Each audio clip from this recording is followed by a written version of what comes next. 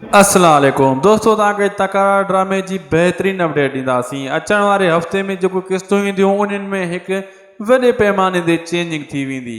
उहा कहिड़ी चेंजिंग आहे ऐं तकरार ड्रामे में कहिड़ियूं कहिड़ियूं नयूं जेको आहिनि चैलेंजूं ईंदियूं ऐं नई अपडेट जेका सिर्फ़ु दोस्तों तव्हांजे नाम इन वीडियो खे आख़िर ताईं ज़रूरु ॾिसो।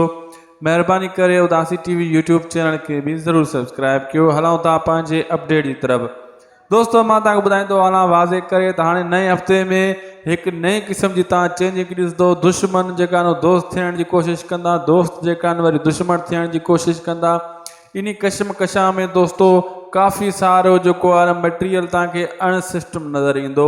ख़ासि करे त हाणे शेर अली इन शइ में परेशान थी वेंदो त मां दुश्मन कंहिंखे सम्झां, सिजावल खे, नवाब खान खे, बख्शल मूसा वारनि खे या भावल के। उन शइ में कशकशा में हूंदो ऐं ख़ासि करे उन जो निशानो आख़िरी ऐं पहिरियों जेको हाणे लॻण वारो आहे उहो आहे दोस्तों भावल, सॉरी इहो सिजावल। ऐं सिजावल खे बि इहा पक त नवाब खान बंदूक जो मुंहुं मुंहिंजी तरफ़ मोड़े छॾियो आहे। ऐं इहा जेका गेम हली रही आहे सिजावल इन में फासी वेंदो। नवाब खान जेका गेम खेॾे चुको आहे उहा सिजावल जे घाटे में पइजी वेंदी ऐं तकरार ड्रामो अञा दिलचस्प बणिजी वेंदो, अञा बहितरीन थी वेंदो ऐं तव्हांखे ॾिसण में बि दोस्तों मज़ो ईंदो। वीडियो दोस्तों पुॻो पुॼाणी ते उदासी टीवी खे सब्सक्राइब ज़रूरु कंदा। मिलंदासीं नई वीडियो नई गेम सां। ख़ुदा हाफ़िज़।